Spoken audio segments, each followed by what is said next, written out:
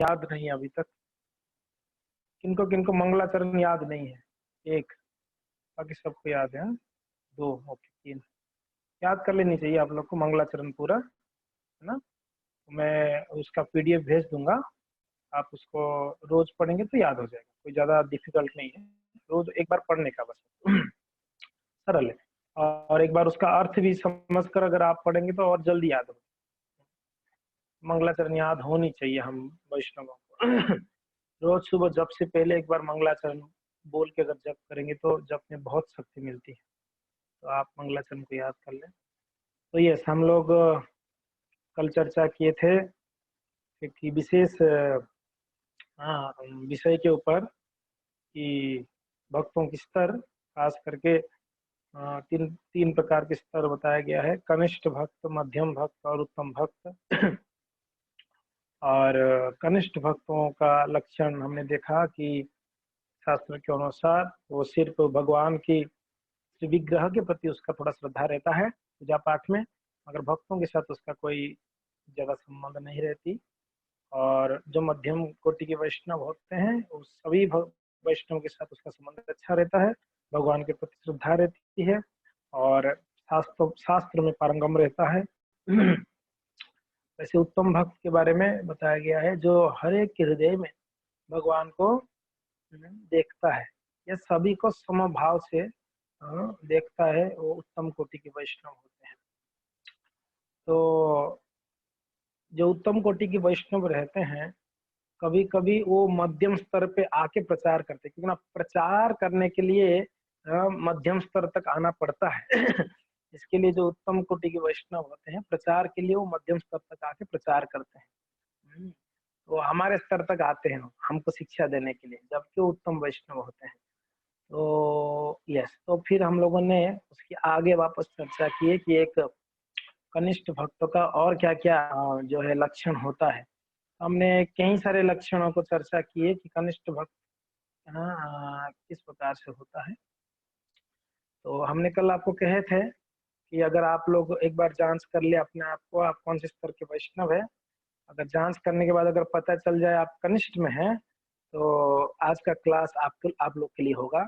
अगर आप मध्यम या उत्तम कोटि के हैं तो आज की क्लास आपके लिए नहीं होगा, फिर ऐसा होगा। तो यस, तो कनिष्ठ स्तर से मध्यम स्तर तक जाने के लिए क्या उपाय है? ठीक है, अभी पता चल गया कि मैं कनिष्ठ हूँ अभी तक, मेरे अंदर ये सारे कमियां मेरे अंदर हैं, तो अभी मुझे इसी स्तर पे रहनी है कि आगे बढ़नी है मुझे? आगे बढ़नी है, तो आगे बढ़नी है तो मुझे क्या करना पड़ेगा? क्या करने से मैं आगे बढ़ सकता हूँ? तो हम कहीं वैष्णव आचार्यों की टीका से, शास्त्रों से कुछ पॉइंट आउट्स किए हैं, तो उसको हम थोड़ा सा चर्चा करेंगे। आप लोग को थोड़ा सा बोरिंग टॉपिक ही आप लोग के लिए, आप लोग को जमाएं आती रहेगी बार बार, बीच में आप लोग का चुटकी भी बजती रहेगी, मैं देख रहा हूँ। तो यस, ये चलना चाहिए, साथ साथ में क्लास भी ध्यान से सुनना भी चाहिए। तो थोड़ा सा डिफिकल्ट होगी मगर थोड़ा ध्यान से सुने, ये बहुत जरूरी है। हम इसके लिए टॉपिक उठा लिए है, ये बहुत जरूरी है हमारे लिए, क्योंकि हम जब तक ये समझेंगे नहीं हम कहाँ पर हैं तो हम कैसे आगे बढ़ सकते हैं, तो पता होनी चाहिए। तो इसके लिए थोड़ा सा आपको दिमाग को प्रेशर दीजिए, थोड़ा सा कष्ट होगी आपको, थोड़ा चर्चा करते हैं।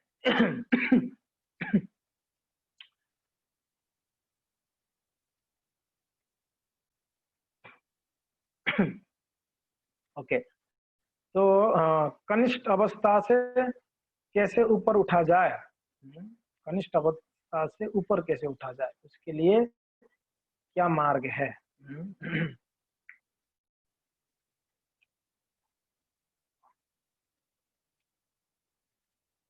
ओके, सर्वप्रथम सर्वप्रथम है कि परिश्रमी और सचेत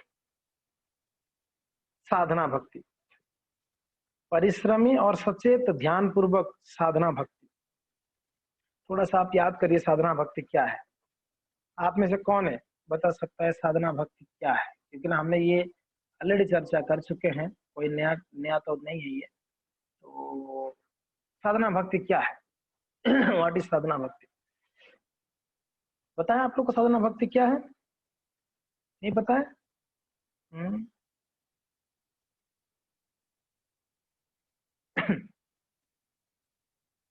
हम्म। एक मिनट, हाँ दुर्गा माता जी, मैं ईयरफोन लगाता हूँ। हाँ हाँ दुर्गा माता जी बताइए। हरे कृष्ण। जी। श्रवण कीर्तन नाम जप स्वाध्याय ये सब साधना में। हाँ बराबर है। जो भक्ति के सारे श्रवणम कीर्तनम विष्णु स्मरण ये सब साधना भक्ति में जाता है। यस। साधना यानी शास्त्रों के विधि के अनुसार भगवान के प्रति जो हमारा कर्तव्य है, तो साधना भक्ति कहते हैं।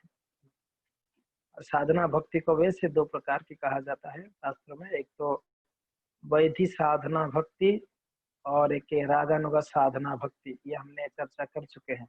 वैधि साधना भक्ति और रागानुगा साधना भक्ति। तो वैधि साधना भक्ति यानी जिसमें विधि विधान है, जिसमें शास्त्रों का विधि विधानों के अनुसार जो भक्ति की जाती है उसको वैधि साधना भक्ति कहते हैं। तो क्या सिर्फ वैधि साधना भक्ति में ही रूल्स रेगुलेशन से आगे की भक्ति की स्तरों में नहीं है? नहीं, प्रेम की स्तर तक रूल्स है, पर इसमें वैधि साधना भक्ति में हमको फोर्सफुली करना पड़ता है। हमारा इच्छा नहीं हम कर रहे हैं, अभी हमारा इच्छा नहीं कोई भी कार्य करने के लिए, हम करना पड़ता है हमको, क्योंकि ना शास्त्र में गुरु साधु बताए हैं इसके लिए करते हैं। इसके लिए इसको वैधि साधना भक्ति, विधि विधान से।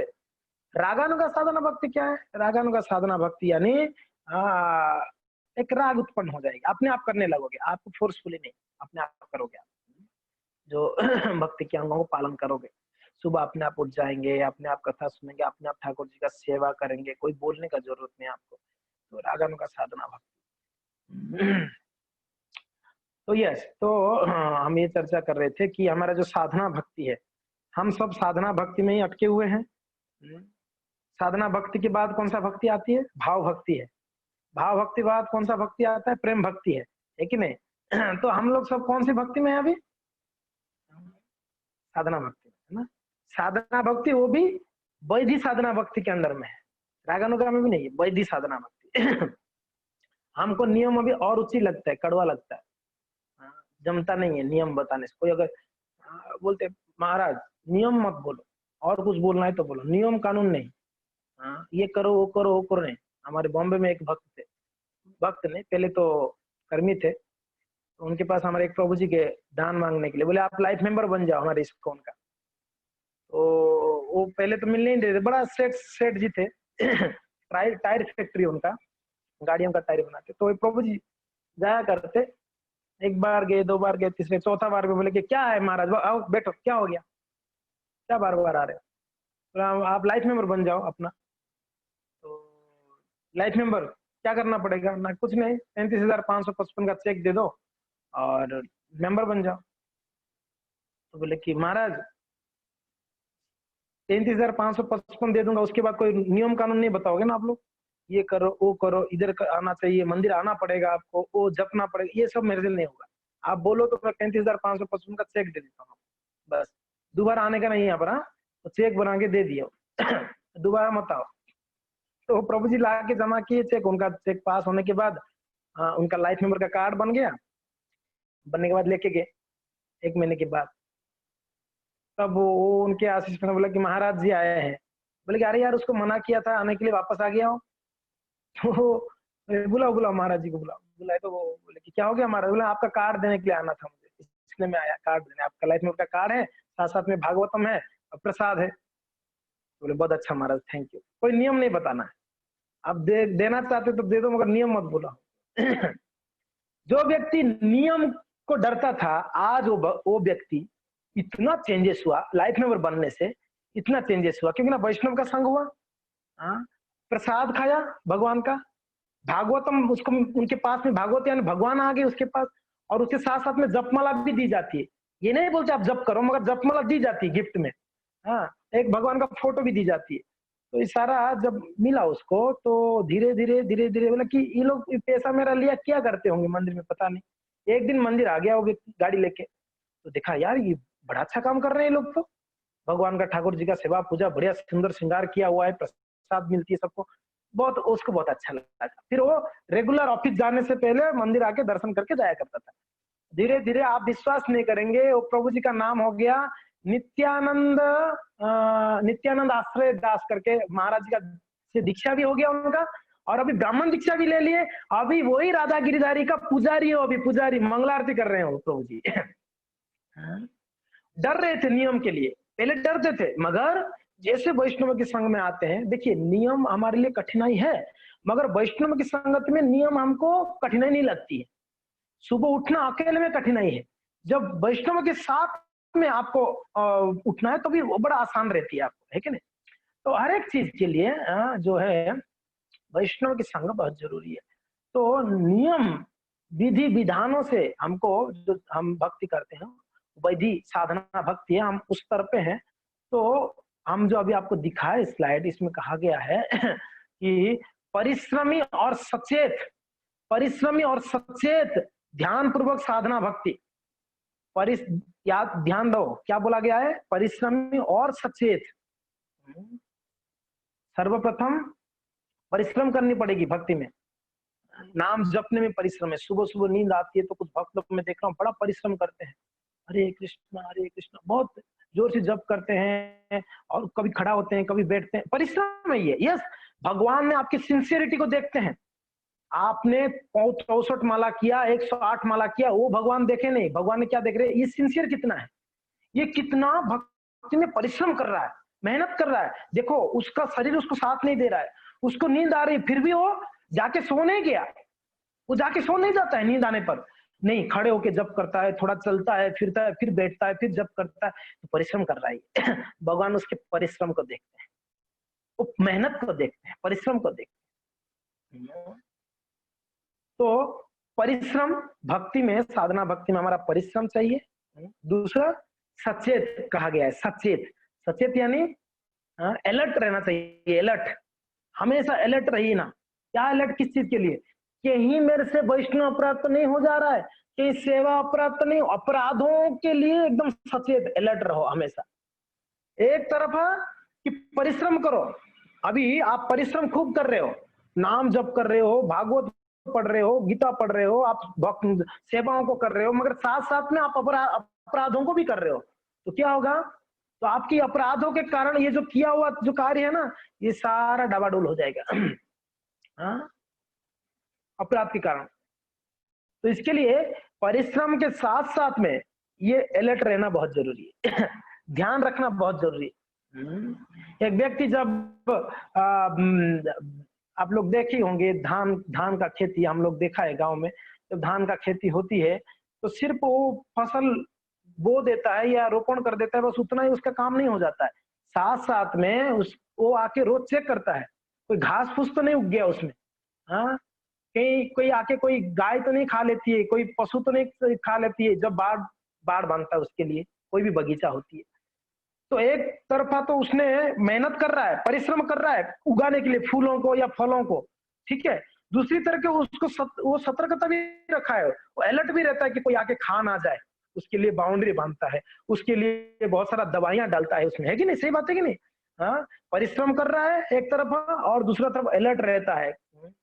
हमने देखा है गांव में कुछ कुछ खेतियों में ना एक पुतला बना देते हैं, पुतला, हाँ, डुप्लीकेट पुतला लगा देते हैं ताकि रात को कोई पशु ना आए, खास करके कभी नील गाय वगैरह आ जाके नष्ट कर देते हैं खेती को, तो उसके कारण क्या करते हैं, वो खेती में वो एक पुतला बना देते हैं, वो कपड़ा लगा देते हैं, शर्ट लगा देते हैं, से वो पुतला खड़ा रहता है और दूर से पशु देख के नहीं आते, उनको लगता है कोई है, तो ये सुरक्षा के लिए उसको रखा जाता है।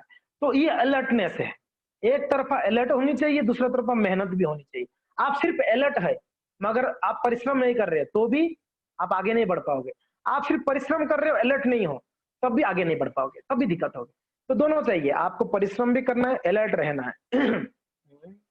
मैं देख रहा हूँ आप भक्तों को, जो परिश्रम आप कर रहे हैं, ये परिश्रम बहुत, आप देखेंगे कुछ समय में आपको इसका रिजल्ट ना, इतना मिठास रिजल्ट मिलेगा, इतना मीठा फल मिलेगा, आप सोच नहीं सकते। ये आपके जीवन का एक शेड्यूल बन रही है अभी से, आपका पूरा जीवन लाइफ लॉन्ग के लिए एक शेड्यूल बन रहा है अभी। सुबह उठना, जप करना, ये एक शेड्यूल बन रही है आपका। अभी आदत नहीं है इतना दिनों से। आदत था क्या हम लोग को बताइए? आदत नहीं था, कुछ भक्तों का आदत था, मगर हम लोग का आदत नहीं था सुबह जल्दी उठ के ये सब करना। मगर अभी एक शेड्यूल बन रही है हमारा, और ये शेड्यूल इतना मजबूत हो जाएगा आपका।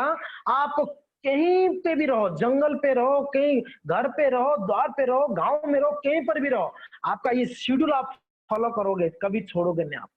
अगर ये कंटिन्यूअसली आप करने के लिए प्रयत्न कर रहे हो तो ये शेड्यूल बहुत जरूरी है। कहीं पर भी रहो, प्रभु जी मैं वो शादी में गया था इसलिए सुबह नहीं उठ पाया, नहीं, ये अभी अभी ये हम कह सकते हैं कि मैं इसके कारण नहीं उठ पाया, मगर ये एक बार आपका रूटीन बन जाएगा ना, एक रुचि आ जाएगी ना नाम में, सुबह करनी है यार, किसी भी हाल में 7:30 से पहले मुझे 16 माला करनी है, भगवान का नाम पूरा कर लेनी है। दिन में होगा तो एक्स्ट्रा राउंड्स कर दूं मैं, मगर सुबह सुबह मुझे खत्म करनी है, भगवान का नाम जप करनी है।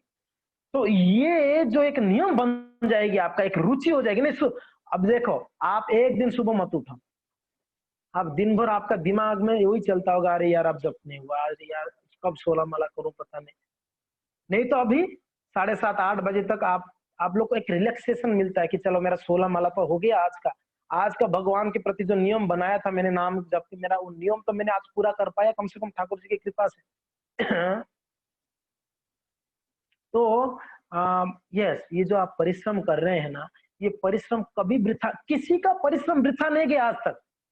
हमको लगता है कि इसने परिश्रम किया वो फेल हो गया, नहीं, उसका परिश्रम कभी भी वृथा नहीं जाता है। आप हमारी दृष्टि से वो जो है विजय नहीं हुआ, परिश्रम किया मगर वृथा हो गया हमारी दृष्टि से, मगर भगवान ने उसकी परिश्रम को याद रखते हैं।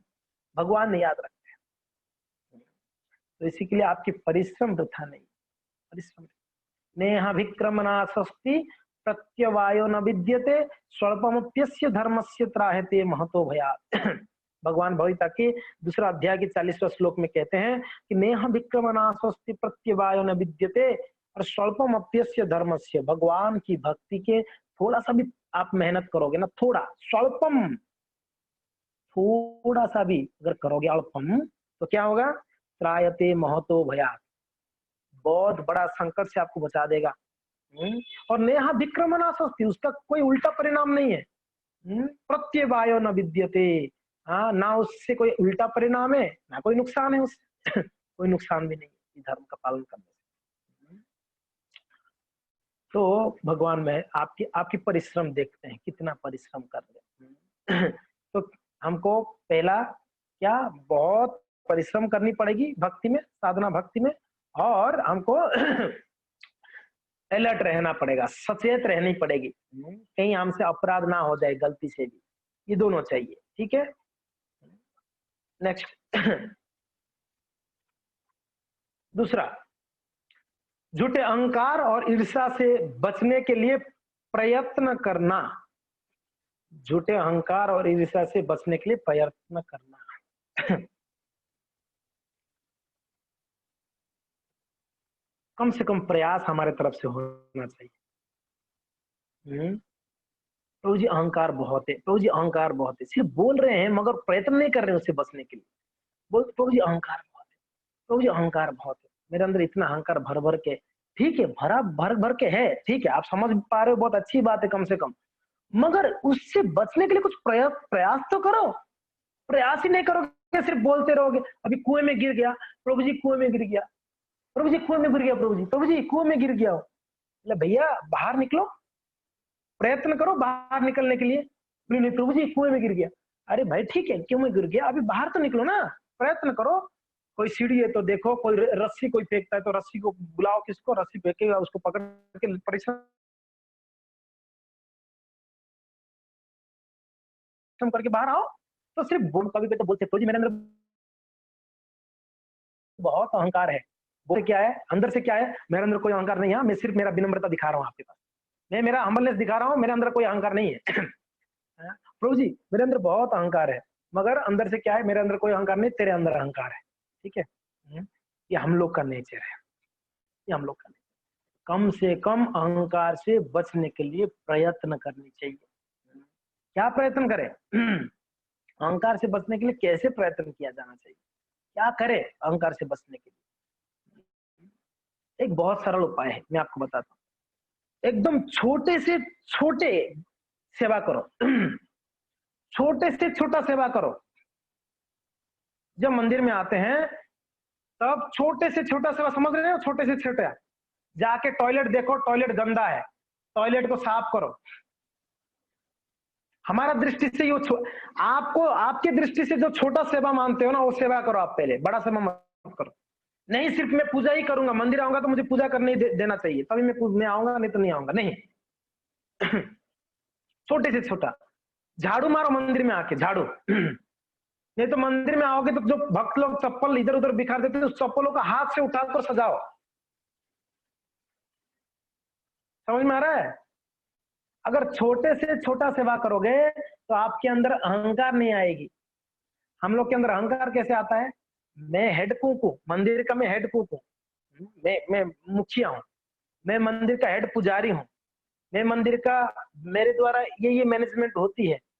ये सारा सेवा है, हमको अहंकार को बढ़ाने वाला सेवा है। तो इसका अर्थ ये नहीं कि सेवा नहीं लेना है। अगर आपको आपके शिक्षा गुरु या काउंसलर सेवा देते हैं तो आपको लेना चाहिए। नहीं नहीं मैं ये नहीं करूंगा, मैं तो टॉयलेट ही साफ करूंगा, नहीं। जब आपके काउंसलर आपको सेवा देते हैं तो आपको सेवा लेनी चाहिए।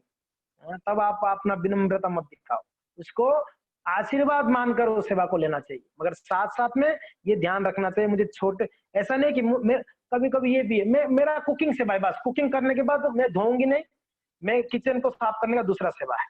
या मैं किचन में सिर्फ जो छोंक लगा दूंगी, बस मेरा सेवा हो गया, मैं और कुछ नहीं करूंगा, नहीं। आपको किचन में सेवा करने के बाद भी बाहर आके झाड़ू मारो, बाहर आके झाड़ू मारने के बाद भी जाके टॉयलेट को साफ करो। उसके बाद भी आपको समय मिलेगा तो आप क्या करो, सबको पुरस्कार ही करो प्रसाद का। उसके बाद भी टाइम मिलता है बर्तनों को धो, उसके बाद भी टाइम मिलता है तो सबकी प्लेट रहेगा तो प्लेट को धो। क्या करते प्रभुपाद महाराज जी? प्रभुपाद जी महाराज जी अपने आचरण से सिखाया। हमारा टॉपिक है ना आचार्य, प्रभुपाद जी क्या किया पता है? हाँ, आप प्रभुपाद जी का जीवनी सुनेंगे, आपके रोंगटे रोंगटे खड़े हो जाएंगे। प्रभुपाद जी जब गए थे, उनके हाथ में कुछ भी नहीं था। कितना रुपया था? 40 रुपया। प्रभुपाद जी जब विदेश गए थे, कितना रुपया था? Only 40 rupees, that's all. 40 रुपए देके एक व्यक्ति लेके विदेश चला गया। आप 40 रुपए लेके मार्केट में निकलो, उदयपुर में आपके घर से मार्केट तक नहीं पहुंच पाओगे, आपका 40 रुपया खत्म हो जाएगा। प्रभुपाद महाराज जी 40 रुपए देके विदेश चले गए। भागवतम था, 40 रुपया था, एक छतरी थी, एक ट्रंक पेटी था, बस। उस पेटी में उनका कपड़ा 2 जोड़ी था। बस। हाँ? आप विश्वास कर सकते हो, एक बूढ़ा व्यक्ति 70 साल का 40 रुपए लेके एक मूवमेंट बनाए, जहां पर 40 लाख लोग से भी ज्यादा लोग जुड़े हुए हैं, हजारों भक्त जुड़े हुए हैं। जो मूवमेंट शुरू हुआ 40 रुपए से, जो बिजनेस शुरू हुआ 40 रुपए से, हाँ? उसमें आज पूरा वर्ल्ड, पूरा ग्लोबल ग्लोबल जो है आज झुक रहा है प्रभुपाद जी के चरणों में, ग्लोबल। हाँ? आप विश्वास कर सकते हो ये मूवमेंट को कैसे प्रभुपाद महाराज ने, क्या ब्रॉड विजन होगा उनका। प्रभुपाद जी बोल के गए 10,000 साल तक इस्कॉन का संस्था ऐसे का ऐसे चलेगा, बढ़ते रहेगा, घटेगा नहीं। प्रभुपाद जी का ये कहना है, 10,000 साल तक इस्कॉन संस्था बढ़ेगी, घटेगी नहीं। क्या ब्रॉड विजन देखो। प्रभुपाद महाराज जी ने जो नियम बताए ना शास्त्रों से, प्रभुपाद जी ने अपना एक भी नियम नहीं बताया अपने मन से। जो भी नियम है आप शास्त्र निकालो, चाय नहीं पीना है शास्त्र निकालो, भागवत में मिलेगा। व्यभिचार नहीं करना है शास्त्र निकालो। प्रभुपाद जी अपने मन से सब नियम नहीं बताए। और ये जो नियम है ये बहुत लंबा समय के लिए बना दिए हैं। 10,000 साल तक भक्त इस नियम को पालन करके सुखी रहेंगे, अपना जीवन को निर्वाह करेंगे। जो नियम है, मंदिर का जो शेड्यूल है, समझ में आ रहा है ना आपको प्रभुपाद जी के बारे में? मंदिर का जो शेड्यूल है ना, 4:30 से लेके रात को 9 बजे तक जो शेड्यूल है ना, ये शेड्यूल भक्ति की 64 अंग को पूरा करता है। क्या समझ रहे हो? जो रूप गोस्वामी ने भक्ति रसामृत सिंधु में भक्ति की 64 अंग बताए, भक्ति का 64 अंग, 64। कोई अगर इस्कॉन में सुबह 4:30 से रात को 9 बजे तक प्रोग्राम अटेंड कर लिया, उसने भक्ति का 64 अंग को पूरा कर लिया। क्या ब्रॉड माइंड देखो प्रभुपाद महाराज जी का। हाँ, सिर्फ बस आप सुबह से शाम तक अटेंड करनी है आपको प्रोग्राम को, आपका 64 अंग पूरा है।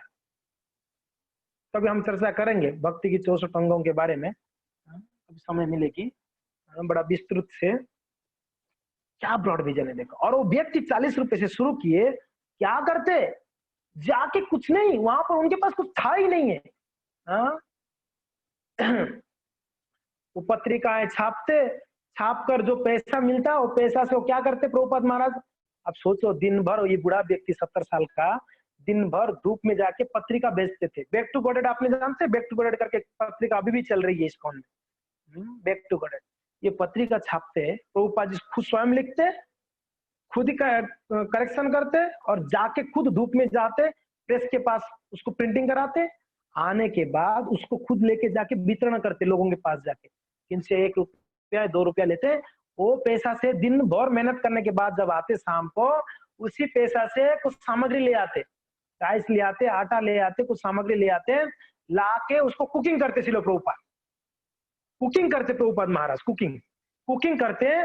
फिर शाम को कुछ क्या कहते हैं, हिप्पीस आते, जो नशा में डूबे हुए लोग, बेविचार में डूबे हुए लोग आते शाम को प्रभुपाद जी से गीता का कथा सुनने के लिए।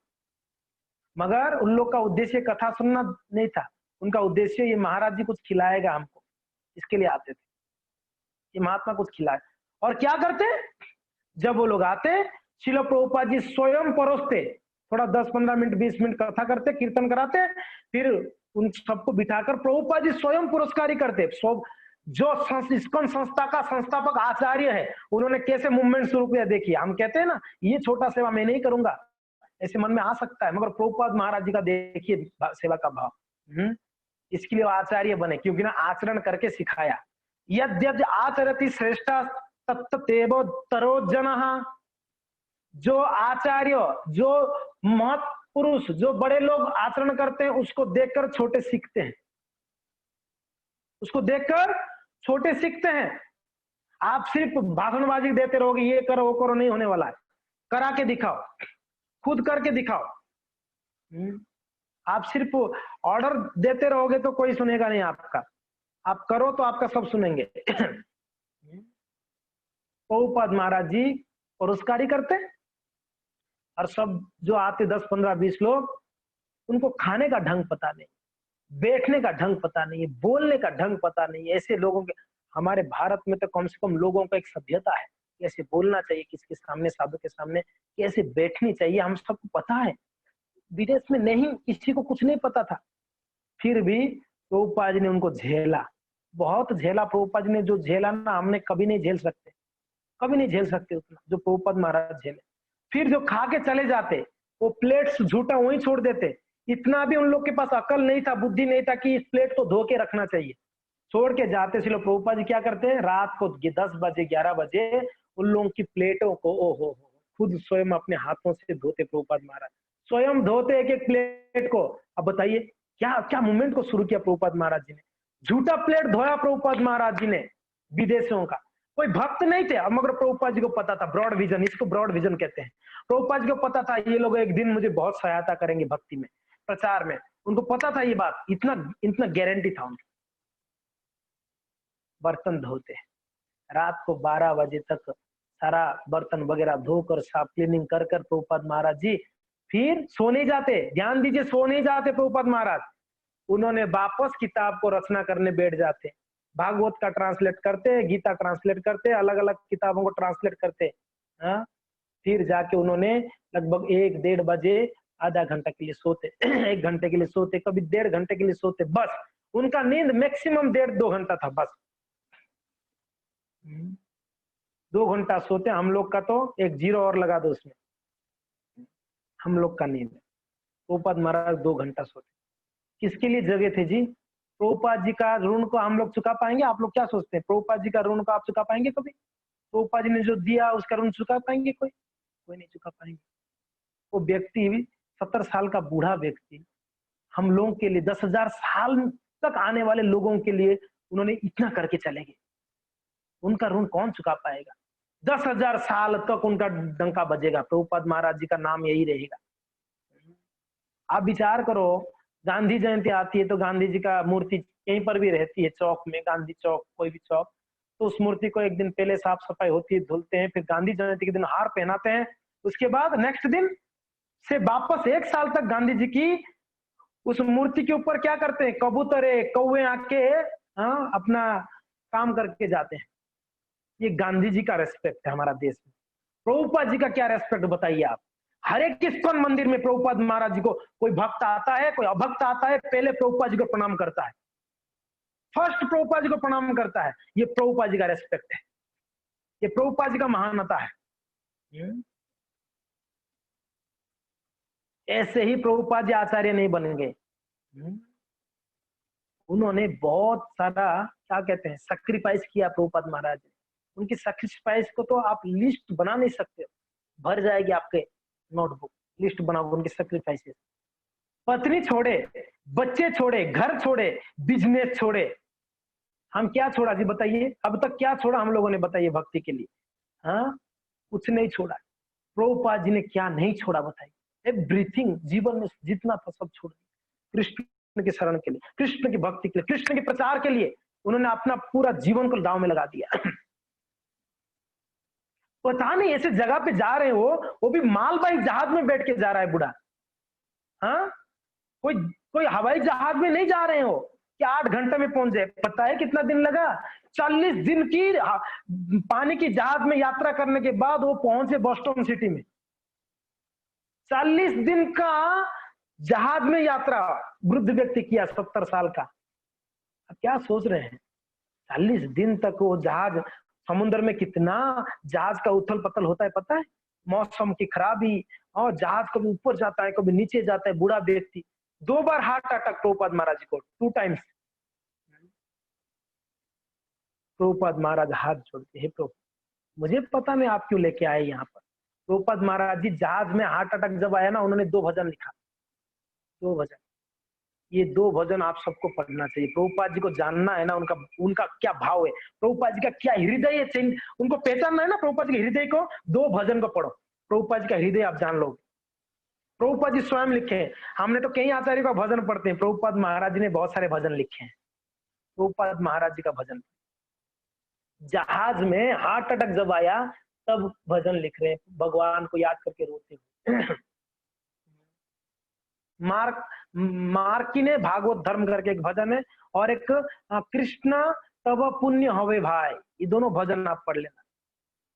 होगा तो मैं पीडीएफ भेज दूंगा आपको, उसके अर्थ समझिए। क्या प्रभुपाद जी का हृदय आपको पता चलेगा, प्रभुपाद जी का क्या भाव, क्या डेडिकेशन उनकी गुरु के प्रति, क्या भगवान के प्रति शरणागति पता चलेगा।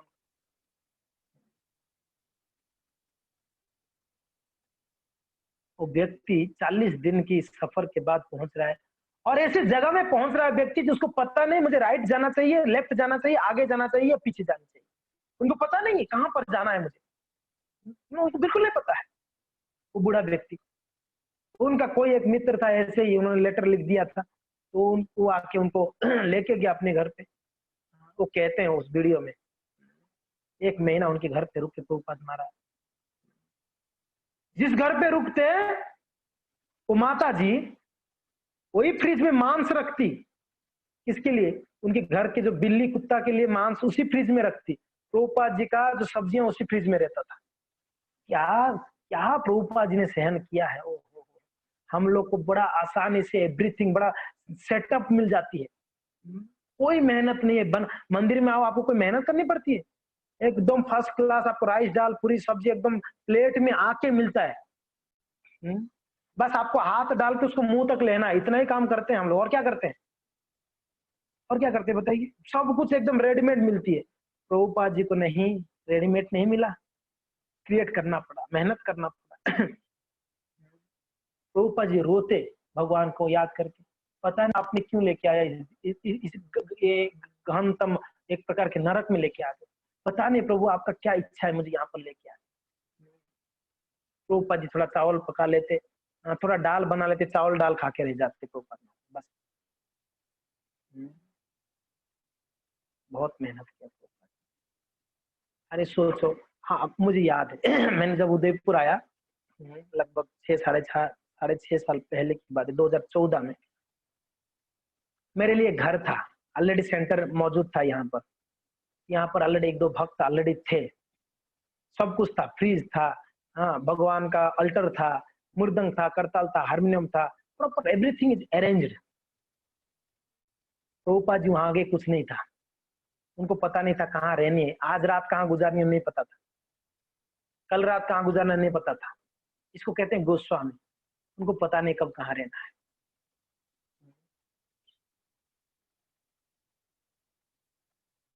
मैं सोच रहा हूँ, फिर भी मैं सोच रहा हूँ कि मैंने इतना इतना सहन किया करके मैं क्या सहन किया। मैं बोला कि मैं पहले पहले दिनों में बहुत सहन किया हूँ, अभी भी सहन कर रहा हूँ। मैं सोच रहा हूँ अपने आप को, ये मेरा अहंकार है, मैं सहन कर रहा हूँ। प्रभुपाद जी महाराज जी क्या बोलना चाहिए उनको, क्या सहन किए होंगे उन्होंने। अभी अभी तो भक्त एकदम रेडीमेड भक्त मिलते, बनावटी भक्त, ऑलरेडी रेडीमेड है, तिलक कंठीमाला पहने हुए ऑलरेडी जप कर रहे हैं पहले जैसे भक्त ऑलरेडी मिलते हैं हमको। प्रभुपाद महाराज जी को कोई भक्त नहीं था, सब बदमाश लोग मिले। खैर उनको बदमाश तो बोलना नहीं चाहिए, वो तो महात्मा बन गए। और प्रभुपाद जी की संग में आकर हीरे बन गए, डायमंड्स बन गए वो लोग। तो उनकी कैसे लोग मिलते, जो नशा में डूबा हुआ बेविचारी उनका जीवन है, उनका कार्य है, खाना है तो मांसी भक्षण करना है उनको। ऐसे लोग हैं। ऐसे लोगों को भक्त बनाना, ओ हो बना के दिखाओ। एक जन को जीवन में, आप एक जन को भक्त बनाओ फिर आपको पता चलेगा क्या मेहनत प्रभुपाद किए होंगे। भारत में आप किसी को भक्त बना दो फिर भी कोई ज्यादा मुश्किल नहीं हो सकता है शायद। अगर भारत में किसी को आप थोड़ा बोला हरे कृष्णा बोलो तो बोल भी देते हैं लोग। विदेश में कोई नहीं सुने आपका, टाइम नहीं, नो टाइम वहां पर। ऐसी जगह में श्रील प्रभुपाद महाराज जी ने क्या मेहनत की। तो हम कह रहे थे उन्होंने स्वयं रात को जग जग कर, हाँ, अपने नींद को उड़ाकर उन्होंने, हाँ, लिखा है। प्रभुपाद जी महाराज अपना नींद को भूल गए हमारे लिए, इतने बड़ा एक सेक्रीफाइस। क्या हम प्रभुपाद जी की प्रसन्नता के लिए क्या हम सुबह नहीं उठ पाएंगे? प्रभुपाद जी को कम से कम धन्यवाद देने के लिए सुबह नहीं उठ सकते हैं? क्या प्रभुपाद जी को धन्यवाद देने के लिए कुछ सेवा नहीं कर सकते जिम्मेदारी का? क्या प्रभुपाद जी को धन्यवाद देने के लिए उनकी किताबों को नहीं पढ़ सकते हम? हमको तो रेडीमेड मिला और पढ़ना है बस। आपको कौन बोल रहा है कमेंट्री करो बैठ के करके? आपको टीका करनी पड़ेगी, हालत खराब हो जाती अगर टीका करनी है तो। आप हमको रेडीमेड किताब मिल रही है ऑलरेडी, सब रेडी है, आप बस उसको आस्वादन करो। रसगुल्ला बन के आपके मुंह के पास आया है, हाथ में लेके मुंह में डालो, इतना ही काम करनी है। बनाना नहीं, बस रसगुल्ला, सारा रसगुल्ला प्रभुपाद महाराज जी बना के गए हैं रसगुल्ला यानी जो भी चीज हमको मिल रही है, नाम दे दिया प्रभुपाद जी ने, गीता भागवत दे दिया, चैतन्य चरितमृत दे दिए, भक्त दे दिए। ऐसे महान महान भक्त प्रभुपाद जी दे के गए हमको, आप विचार भी नहीं कर सकते। प्रभुपाद जी के शिष्य है ना, इतने महान वैष्णव लोग है, प्रभुपाद जी ने उनको देखे गए हमारे। एक दो पीढ़ी के बाद ये भक्त नहीं रहेंगे, याद कर रहे हैं आप लोग, आप समझ रहे हैं मैं क्या बोल रहा हूँ? और एक दो पीढ़ी के बाद, दो पीढ़ी नहीं और एक पीढ़ी के बाद ये जो प्रभुपाद के शिष्य लोग आज मौजूद है ना, ये नहीं रहेंगे, ये लोग सब भगवत धाम चले गए होंगे एक पीढ़ी के बाद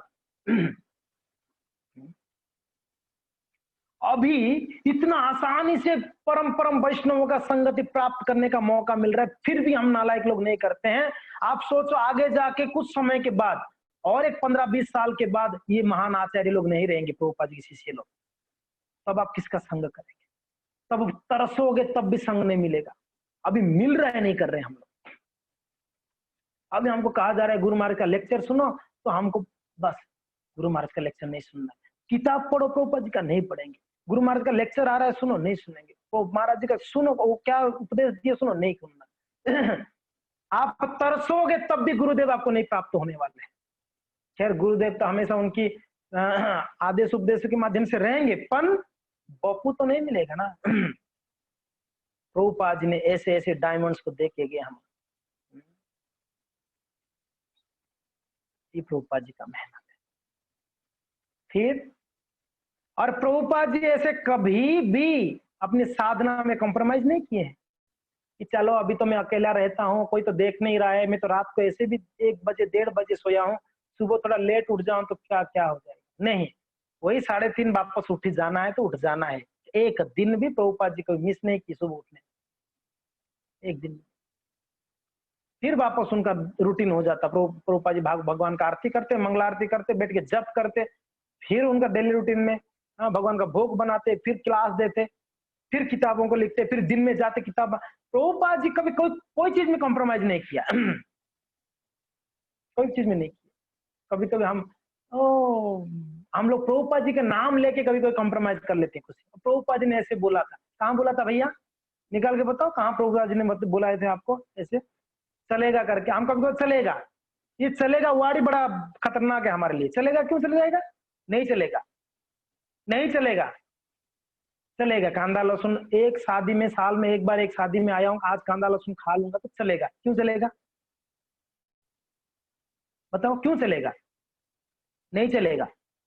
चलाओ मत, चला चला के तो ऑलरेडी डूबे हुए हैं हम लोग, गड्ढे में गिरे हुए, चला चला के ही। अभी कम से कम ऊपर तो उठिए भैया, अभी भी चलाने जा रहे हो आप। क्या चलाएंगे बताइए आप? नहीं चलानी, नहीं खानी है। नहीं खानी मीन्स नहीं खानी है, कोई शादी विवाह में नहीं खानी है। इसको कहते हैं भक्त का विश्वास, और क्या है उसका सुदृढ़ है, दृढ़ता है। निश्चयात धैर्य, निश्चयात, इसको निश्चयात कहते हैं। मैंने आपको बताया था भक्त के जीवन में प्रगति के लिए उत्साह, निश्चयात, धैर्य, उत्साह, निश्चयात, धैर्य, तीन चीज बहुत बहुत इंपॉर्टेंट है। उसके अंदर उत्साह जितना होनी चाहिए उतना ही निश्चय करना पड़ेगा चीजों को, और उतना ही धैर्य भी होना जरूरी है। तो निश्चय होनी चाहिए, नहीं खाना है बाहर से, नहीं खाना है बस। किसी भी हाल में नहीं खाना, कोई भी परिस्थिति क्यों ना हो।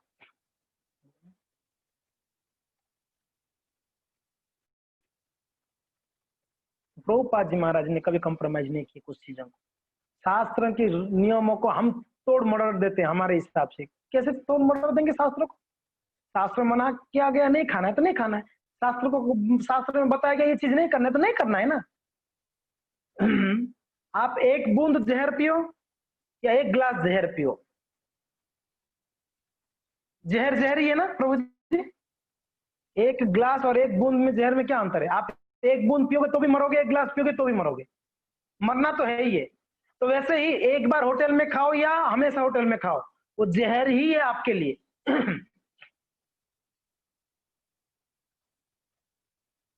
थोड़ा खराब लग सकता है, बड़ा कड़क बातें हैं ये, थोड़ा सा हृदय को में से छुरा भूसने जैसा लगेगा आपको थोड़ा, मगर यही सत्यता है। जब तक ऐसा निष्पत्ति नहीं लेंगे तब तक हम भक्ति में प्रगति, तो ये आप भूल जाओ। भक्ति कोई मजाक वाली चीज थोड़ी ना है। आज मन हुआ तो जप लिया, कल मन हुआ तो खा लिया कुछ भी, परसों मन हुआ तो कुछ भी बोल दिया, मुंह में आता है जो, ये भक्ति थोड़ी होती है भाई। भक्ति में एक नियम रहती है, एक रूल्स एंड रेगुलेशन रहता है, उसको पालन करनी पड़ती है। भक्ति कोई सामान्य मत मानो। ऐसे जो मानता है उसको सहजिया कहते हैं। सहजिया मीन्स भक्ति को बड़ा चीप ले लिया, सहजिया, सहज ले लिया उसको। हाँ ठीक चलता है, नहीं। प्रभुपाद जी के मूवमेंट में जो भी भक्त हैं कोई सहजिया नहीं है, वो जानते हैं उनकी साधना क्या है, उनकी भक्ति क्या है, उनकी कोशिश क्या है। क्या करना है उनको। तो श्रील प्रभुपाद जी महाराज ने कभी कई चीज में कॉम्प्रोमाइज नहीं किया। एक बार एक लड़का लेट तक रह गया।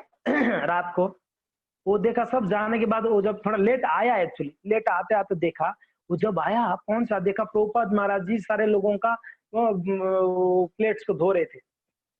तो उसको बड़ा शौक आया, अरे ये बूढ़ा व्यक्ति महाराज हमारा प्लेट रोज धोता है, प्रभुपाद मैं हेल्प करूं क्या? प्रभुपाद जी बोले यही दिन को मैं वेट कर रहा था, आइए आप हेल्प करिए। आइए आप हेल्प करिए। फिर एक जुड़ा, दूसरा जुड़ा, तीसरा जुड़ा, फिर सब लोगों ने जुड़े। कैसे हुआ ये चीज? उन्होंने अपने आचरण से सिखाया। उन्होंने अपना आचरण को सिखाया, आचरण से सिखाया दूसरों। इसके लिए गुरु मत बनो, पहले अच्छा शिष्य बनो, बाद में गुरु बनोगे। समझ में आ रहा है? गुरु मत बनो, पहले शिष्य तो बनो, बाद में गुरु बनोगे। हम गुरु बन जाते हैं। गुरु यानी ऑर्डर देने वाला, ये करो, वो करो, वो करो, ये कर देना चाहिए, वो ऐसे करने चाहिए। अरे भैया आपने पहले करो, आप शिष्य बन जाओ पहले, बाद में दूसरों को उपदेश दोगे आप। उपदेश देने से पहले खुद उपदेशों को पालन करना जरूरी है। पता नहीं कभी कभी तो हिचकिचाहट भी नहीं लगती है, कभी बोलते हैं ऐसे करो। हम स्वयं नहीं करके दूसरे को कैसे बोल सकते हैं कोई चीज को? कैसे हमारा मुंह आता है बोलने के लिए? बोल ही नहीं सकते, शर्म आना चाहिए। हम खुद ही नहीं कर पाते हैं। वो एक महात्मा के पास वो लेके आ रहा, एक एक आदमी लेके आया लड़का को बेटा को लेके आके बोलता है, महाराज एक तो थोड़ा समझाओ ना, समझ नहीं रहा है। बोले क्या हो गया? गुड़ बहुत खाता है ये लड़का, गुड़ खाता है, इसको थोड़ा समझाओ, गुड़ ना खाए, पेट में कीड़ा हो जाएगी। महात्मा जी बोले कल आओ, कल बताता हूँ। और ये लोग आए थे कम से कम 15-20 किलोमीटर दूरी से, चलते चलते, उस समय कोई गाड़ी घोड़ा भी नहीं होता। महात्मा के पास आए थे, लड़का को लेके आया था कि महात्मा कुछ उपदेश देगी तो लड़का सुधर जाएगा। तो महात्मा जी बोले कल आ जाओ, कल बताता हूँ। दूसरे दिन आए, चलते चलते चलते चलते, दूसरे दिन जब पहुंचे, महात्मा जी बोलते, महात्मा जी कुछ बेटा को उपदेश दो, बेचारा देखो ये खा रहा है, गुड़ खा रहा है, अच्छा नहीं है उसके लिए। महात्मा जी बोलते कल लाओ। बोला हद हो गई यार, कल आए थे इतना दूर से चलते चलते, बोलते कल लाओ, आज आए तो बोलते कल लाओ। चलो कोई बात नहीं। तीसरे दिन आए ये लोग चल के, बाप बेटे आके बोलते महाराज कुछ कुछ इसको शिक्षा दो, कुछ बताओ, कुछ कुछ ज्ञान दो। तो बोलते बेटा गुड़ नहीं खानी चाहिए, ठीक है, गुड़ मत खाओ, अच्छा नहीं है शरीर के लिए, ठीक है आप लोग जाइए अभी। फिर बोले कि महाराज अगर यही बात बोलनी थी तो पहले दिन बोल देते आप कि बेटा गुड़ मत खाओ करके, 3 दिन तक क्यों दौड़ाया हम लोगों को इतना दूर? महाराज बोलता है कि अरे भैया मैं खुद गुड़ खा रहा था, मैं कैसे इसको बोलूंगा गुड़ मत खा करके? मुझे गुड़ छोड़ने के लिए 3 दिन लगा और मैं छोड़ा तब इसको बोला गुड़ मत खा करके। मैं आज तक गुड़ खा रहा था। तो स्वयं में आचरण नहीं करके वो सिर्फ बोल वचन देने से क्या होगा? स्वयं करो, स्वयं करो, फिर दूसरे को बोलो, तब उस वाणी में शक्ति होगी, उस वाणी में प्रभाव रहेगा आपका बोलने में। अगर आप स्वयं नहीं करते हैं तो उस वाणी में प्रभाव नहीं होगा, आपका कुछ सुनेगा नहीं। भौतिक संसार में भी खैर आजकल तो सब कुछ निर्भर पैसे के ऊपर हो गया, इसलिए बॉस बोलता है तो करना पड़ता है, क्योंकि ना महीने का पैसा नहीं देगा, ये काट देगा मेरा, नहीं करूंगा। पर ऐसा नहीं, आध्यात्मिक आचरण करके सिखाने, आचरण करके, हमेशा आचार्य की बात आते ही ध्यान रखो, आचरण करना चाहिए, आचरण करना। तो हम ये देख रहे थे कि झूठे अहंकार और ईर्ष्या से बचने के लिए प्रयत्न करना, कम से कम हम अपना प्रयास जारी रखें, प्रयास ना छोड़े, किसी भी हाल में प्रयास नहीं छोड़नी चाहिए, प्रयास करते रहो, प्रयास करते रहो, एक दिन भगवान की कृपा मिलेगी। आप प्रयास करो, आपको कृपा मिले ना मिले आप प्रयास करो, और प्रयास कभी वृथा नहीं होती है, प्रयास कभी विफल नहीं होती है। आपका प्रयास, हर एक प्रयास को नोट डाउन होती है भगवान की नोटबुक में। भगवान अपना नोटबुक में सब रिकॉर्ड रखते हैं, आप क्या क्या प्रयास किए। बिना प्रयास का बहुत कम ही उदाहरण मिलेगा जो जो सक्सेस हो गया। कम कम कम उदाहरण मिलेंगे आपको, बिना प्रयास का कोई सक्सेस हो गया। हम हमेशा उदाहरण देते हैं मैया जसोदा की।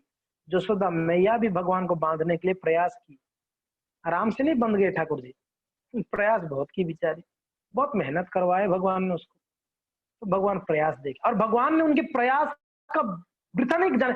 भगवान चाहते तक कभी नहीं बंधते, ये ध्यान रख लो। भगवान अगर चाहते ना, वो किसी भी हाल में नहीं बंध पाते। उनको कौन बांध देगा? मैया जसोदा बांध दी उनको? हो ही नहीं सकता है कि मैया जसोदा उनको बांध दे। मगर भगवान चाहे, भगवान स्वयं बंध गए। क्यों बंध गए पता है? एक ही कारण था कि बेचारी परिश्रम बहुत की है, मेहनत बहुत की है, अपना प्रयास नहीं छोड़ी है। एक रस्सी कम पड़ा तो दूसरा रस्सी जोड़ के प्रयास की बांधने के लिए, वो रस्सी कम पड़ा तो तीसरा रस्सी जोड़ के बांधने के लिए प्रयत्न, मगर वो तो प्रयास नहीं छोड़ी हो अपना। हम तो समय तक प्रयास करती रही मैया, तो बंध जाता हूँ, चलो कृपा करे ठाकुर जी। तो इसके लिए प्रयास करना हमारा काम है, कृपा करना भगवान का काम है। कृपा उनके हाथ में छोड़ दो, प्रयास हम करते रहे। आप अपना 16 माला नियमित करो, आप अपना भगवान का विषय में सुनो रोज, आप अपना किताबों को पढ़ो रूपद महाराज जी का, आप सेवाओं को अच्छे से करो, अच्छे भाव से करो, फल भगवान देंगे, कृपा भगवान करेंगे। कृपा भगवान करेंगे। तो प्रयास कम से कम ये अहंकार को खत्म करने के लिए प्रयास करनी चाहिए। और इसके लिए उपाय क्या है? हर एक छोटे से छोटा सेवा करे और हर एक भक्त को विनम्रता से हृदय से उनको प्रणाम करे, उनसे पूछे, उनको प्रश्न पूछे कि मेरे लिए क्या श्रेयस्कर होगा बताइए, हर एक व्यक्ति से। आप कुछ बताइए प्रभु जी मेरे लायक। हम पूछते नहीं है, उपदेश देते हैं, ऐसे करना चाहिए था तेरे को, मंदिर नहीं आया, आना चाहिए था तेरे को, सेवा नहीं करता है, सेवा करना चाहिए। आप उनको पूछा कि मेरे लिए कुछ उपदेश है क्या, मेरे लिए क्या श्रेष्ठ आप बताइए, सबको पूछा हाथ जोड़ के, मेरे लिए क्या श्रेष्ठ करे। सनातन रूप गोस्वामी का हम चर्चा करेंगे आगे, हमारा ये गोस्वामी के बारे में हम चर्चा करेंगे। रूप सनातन जब पहली बार ठाकुर जी को मिलने आए चैतन्य महाप्रभु को, सबको पूछ रहे हैं, हरिदास को पूछ रहे हैं, वहाँ नित्यानंद को पूछ रहे हैं, श्रीवास पंडित को पूछ रहे हैं, हमारे लायक क्या है बताइए, हम क्या करेंगे, सबको पूछ रहे हैं। विनम्रता से हम क्या कर सकते हैं।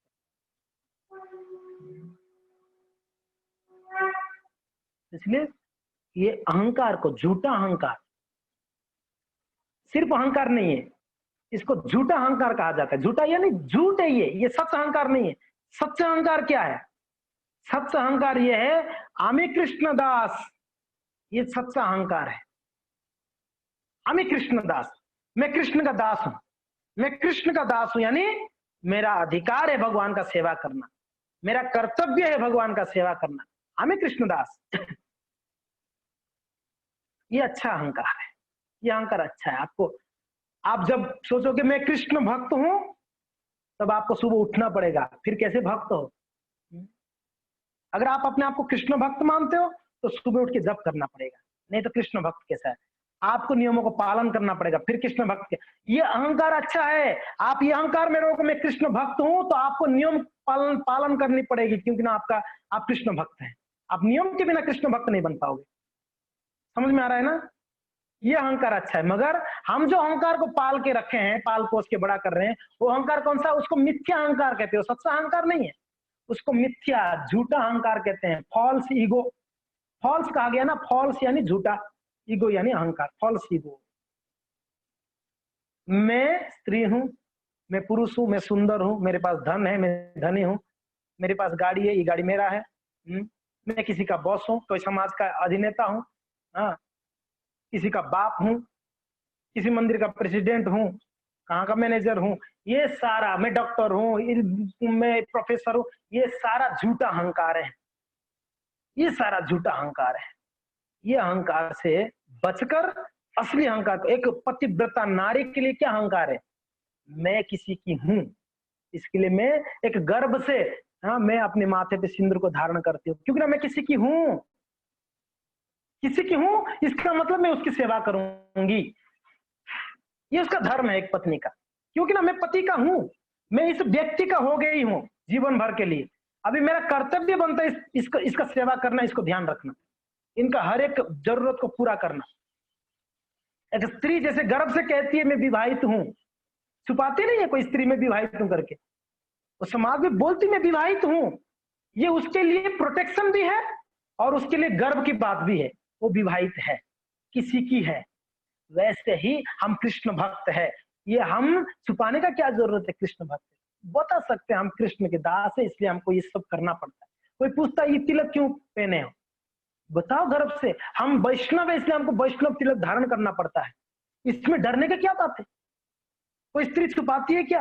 अब माथे पे सिंदूर पोंछ के जाती है कि मार्केट जब जाती है कोई स्त्री? आप बताइए, कोई स्त्री, फिर पता नहीं राजस्थान में क्या ये कल्चर है, स्त्री अपने माथे पे सिंदूर धारण करती कि नहीं मुझे आइडिया नहीं है, पर हमारे उड़ीसा बंगाल में हमने देखा अपने माथे पे बड़े गर्व से सिंदूर को धारण करते हैं पत्नियां, स्त्रियां मार्केट में। और जब मार्केट में कोई देखता है उनको कि ये इसके माथे में सिंदूर, मीन्स ये किसी की है, गलत दृष्टि से नहीं देखनी है, ये किसी की है, हाथ जोड़ देते हैं।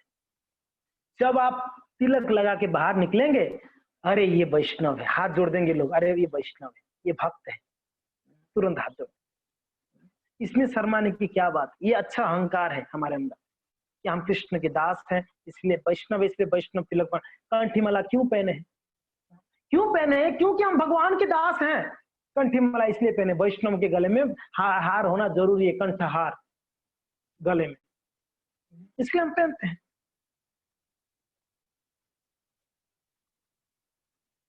थोड़ा सा दोनों हाथ ऊपर करके थोड़ा बोलिए मेरे पीछे, सारा नींद भाग जाएगी। हरे कृष्णा कृष्णा कृष्णा हरे हरे, हरे राम राम राम हरे हरे। हाँ, टॉपिक बोरिंग है ना तो नींद आएगा ही। रामानुजाचार्य की कथा में हमने देखा किसी को नींद नहीं आ रहा था, सब एकदम बड़े ध्यान पूर्वक सुनते थे। अभी क्या करेंगे रामानुजाचार्य जी, ये भक्त अभी क्या करेंगे, बड़े ध्यान से सुन रहे थे। और जब ये ऐसे टॉपिक से आता है ना, बड़ा भारी लगता है सर पे, क्या समझा रहे हैं इतना कुछ, ये सब ये मेरे लिए नहीं है शायद।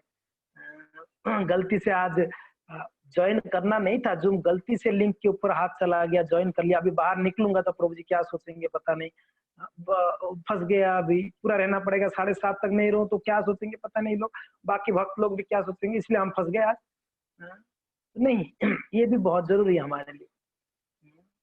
कनिष्ठ से ऊपर ऊपर उठनी है ना हमको, तो यस, तो हमको अपने झूठे अहंकार, जो मिथ्या अहंकार है, उस अहंकार को त्यागने के लिए प्रयत्न करना जरूरी है। प्रयास करो आप, प्रयास करो। तो ये दूसरा पॉइंट हो गया। तीसरा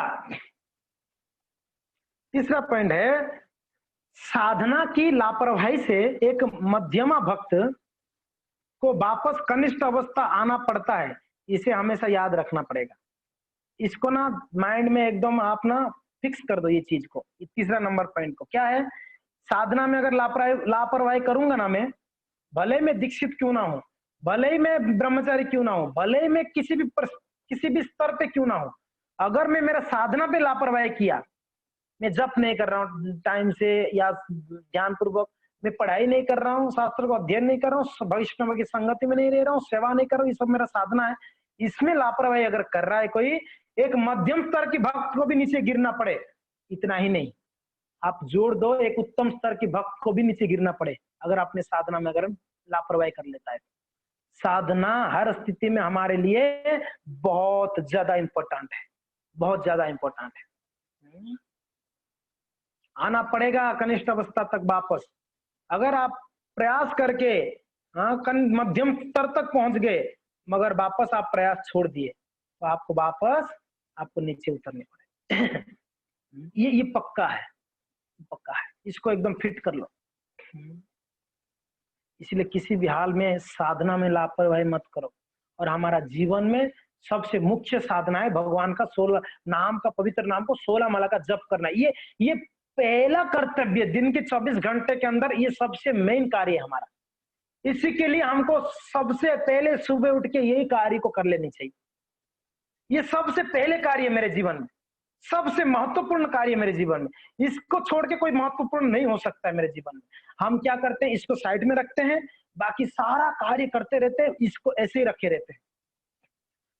कब से पेंडिंग में डालते हैं, इसको लिस्ट में डालते हैं, पेंडिंग लिस्ट में। सुबह 5 बजे से पेंडिंग में डाला हमने 16 माला को, समझ रहे हो ना मैं क्या बोल रहा हूँ।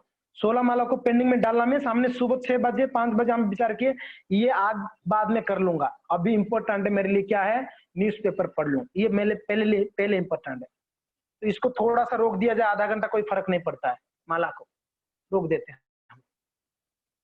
फिर न्यूज़पेपर पढ़ना खत्म होते होते फिर हमारा दूसरा प्लानिंग, अभी मॉर्निंग वॉक बहुत जरूरी है, अभी मॉर्निंग वॉक बहुत जरूरी है मेरे लिए।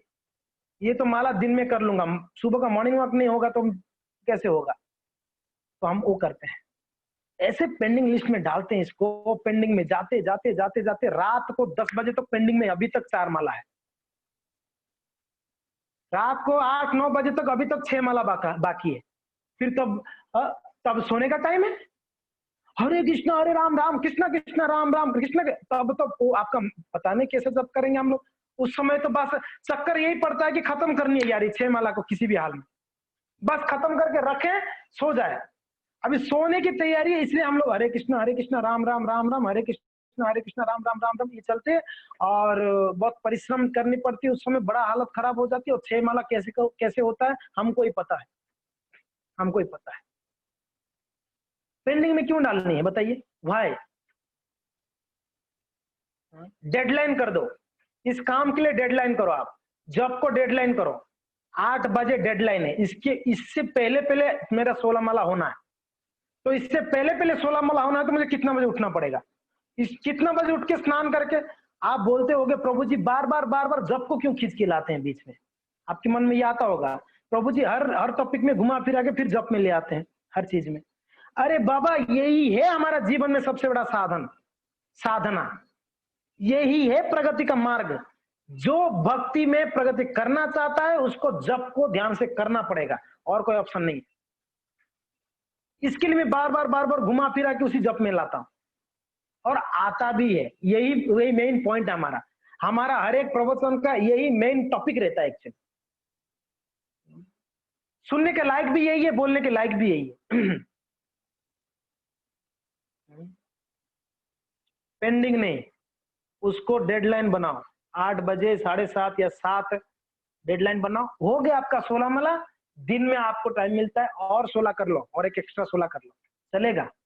मगर उस 16 को आप पेंडिंग मत डालो। 8 करके 8 रख दूं, 6 करके 10 रख दूं, 10 करके 6 रख दूं, ऐसे भ्रम में मत रहिए आप लोग कभी भी कि रह जाएगा तो हो जाएगा। बिल्कुल नहीं होगी, बहुत परेशानी हो जाएगी।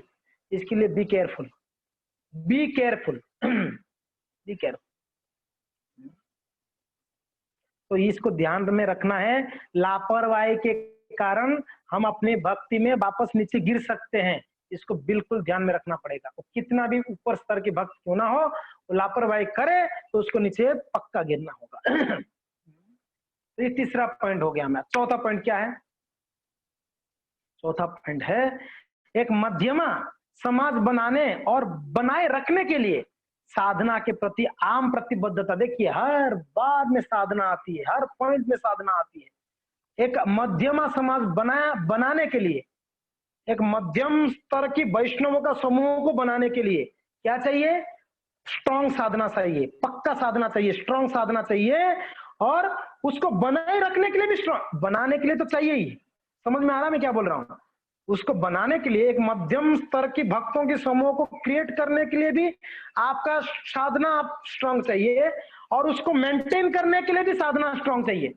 दोनों, बनाने के लिए भी स्ट्रॉन्ग साधना, उसको मेंटेन रखने के लिए भी। जब ढीला ढाला होगा साधना में, वैसे ही फिर वापस मध्यमा स्तर नीचे के स्तर गिर जाएगा। ये 100% पक्का है।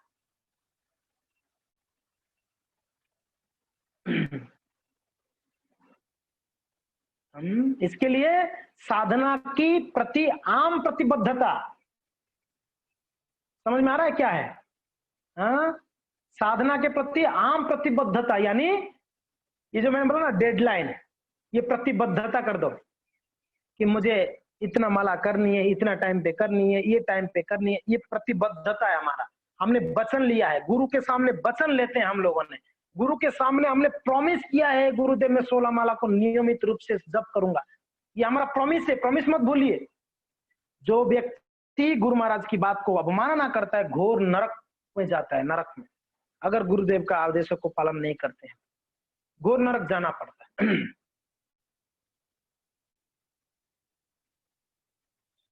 आप लोग को मैं रिक्वेस्ट करता हूं, कोई भी माला को दूसरे दिन तक पेंडिंग में मत डालो। आज हो गया 12 माला, 4 मैं कल कर लूंगा, कोई ज्यादा मेहनत वाला चीज नहीं है। 16 की जगह 20 कर लूंगा कल। ये कभी कोई भक्त मत करिए। ऐसा कोई शास्त्र में नियम, प्रभुपाद जी भी नियम नहीं बनाया कि आप आज 10 कर लो, कल 4 मिला के कर लो, 6 मिला के कर लो, बिल्कुल भी नहीं है। 16 मीन्स 16 करनी है आज। मैं ये नहीं पूछूंगा कौन लोग पेंडिंग में डालते हो, हाथ उठाओ, क्योंकि ना डर के उठाओगे नहीं आप लोग, मुझे पता है। मगर मत करो ऐसे, प्लीज बी केयरफुल। हमने वचन ले लिया है प्रभु जी, या दीक्षा हो या ना दीक्षा हो, हमने वचन लिया है 16 माला करनी है। दीक्षा लेनी है तो भी तो वचन लिया हुआ है ना आपने। दीक्षा लेनी है मीन्स आपको तो करना पड़ेगा। तो वचन को निभाइए। गुरुदेव अपना वचन निभाए कि नहीं निभाए? वो अपना वचन में प्रतिबद्धता है गुरुदेव का, किसको भगवत धाम लेके जाना है। अगर ये अच्छा साधना करे तो अपने वचन में वो कभी मुकरते नहीं है गुरुदेव। हम क्यों मुकरेंगे? हम अपना वचन से नहीं मुकरनी चाहिए। पक्का प्रतिबद्धता होनी चाहिए हर चीज में, हर चीज में प्रतिबद्धता। अभी तक हमने इतना दिन हो गया, क्या किया? थोड़ा सा आप विचार करिए, क्या किया? ऐसा परिस्थिति मत क्रिएट करो कि पीछे मुड़ के देखोगे तो आपको लगेगा कि मैंने बहुत कुछ खो दिया, मेरा जीवन में साधना को मैंने बहुत खो दिया, जो करना चाहिए थे नहीं कर पाया। ऐसा पश्चाताप नहीं होनी चाहिए, नहीं होने दो आप लोग। हाँ, 2 साल के बाद आप पीछे मुड़ के देखा, ओहो मैं अगर ये साधना को 2 साल पहले से शुरू करता तो आज तक पता नहीं मैं कितना आगे रहता। ये अंदर से आपका कमी महसूस नहीं होना चाहिए। इसके लिए B strong, be careful, be active. कि आपको आगे जाके ये पश्चाताप करना ना पड़े कि मैंने बहुत कुछ करना चाहिए था, नहीं कर पाया, मैंने करना चाहिए था, मुझे बहुत टाइम मिला था। आपको मैं बता दूं, क्या पता आगे जाके आपको ऐसे टाइम मिलेगा कि नहीं मिलेगा जो अभी टाइम मिल रहा है। कोई भरोसा नहीं है। जिम्मेदारियां बढ़ सकती है आपके जीवन में, किसी भी स्थिति में बढ़ सकती है। भगवान करे कोई अघटन ना घटे, मगर बढ़ सकती है, ध्यान रखिएगा। भौतिक संसार है, कुछ भी हो सकता है। जब आप बड़े फ्री में हो, बड़े अच्छा समय मिल पा रहा है, आपका बुद्धि अच्छा काम कर रहा है, आपका मति अच्छा काम कर रहा है, आपका शरीर स्वस्थ है, तब आप साधना को नहीं कर पा रहे हो, तब अपनी कथाओं को नहीं श्रवण कर रहे हो, तब किताबों को नहीं पढ़ रहे हो। क्या थोड़े समय के बाद, पैर टूटने के बाद खटिया में पड़ के आप जप करोगे? बताइए। थोड़े समय के बाद आपको जब कुछ बीमारी हो जाएगी तब आप जप करोगे? जब स्वस्थ हो तब नहीं जप कर रहे हैं हम लोग? बताइए। तब पश्चाताप होगी, मैं जब स्वस्थ था तब नहीं करा, देखो आज मैं ऐसे ऐसी स्थिति में हूं। ये पश्चाताप नहीं करना चाहते हो तो बी केयरफुल और बी एक्टिव। किसी भी हाल में अपना साधना को आप बाइकआउट मत करो। साधना को आप बाइकआउट मत करो। बाकी कुछ भी कर लो, साधना को बाइकआउट मत करो। तो इसको बिल्कुल हमेशा याद रखनी चाहिए हम लोगों को, भक्तों के लिए। एक मध्यमा समाज बनाने और बनाए रखने के लिए साधना के प्रति आम प्रतिबद्धता बहुत जरूरी है, बहुत जरूरी है। मैंने 4 पॉइंट बताया आपको, मैंने 4 पॉइंट बताया। पहला क्या है? परिश्रम और सचेत अलर्ट रहना है साधना के प्रति। दूसरा दूसरा क्या? झूठे अहंकार और ईर्ष्या से बचने के लिए प्रयत्न करनी है। तीसरा, साधना की लापरवाही से एक मध्यमा भक्त को वापस कनिष्ठ अवस्था में आना पड़ता है, इसको याद रखनी है। चौथा, एक मध्यमा समाज बनाने और बनाए रखने के लिए एक साधना के प्रति आम प्रतिबद्धता होना बहुत बहुत जरूरी है, बहुत बहुत जरूरी है। कनिष्ठ से मध्यम तक कैसे जाएं, ये सब हमको समझ में आ गया। ठीक है, साधना करनी चाहिए, हमारा शेड्यूल ठीक करनी चाहिए, हमको जल्दी उठनी चाहिए, हमको जल्दी सो जा, ये सब तो ठीक है। चलो अभी ऊपर उठनी है। कनिष्ठ से मध्यम उठने के लिए क्या क्या क्या पॉइंट्स है, इसको सुनना है आपको। सच में तो कल आना पड़ेगा आपको 6:30 बजे। ऊपर उठना है तो कल आना पड़ेगा 6 बजे शाम को। हरे कृष्णा, धन्यवाद।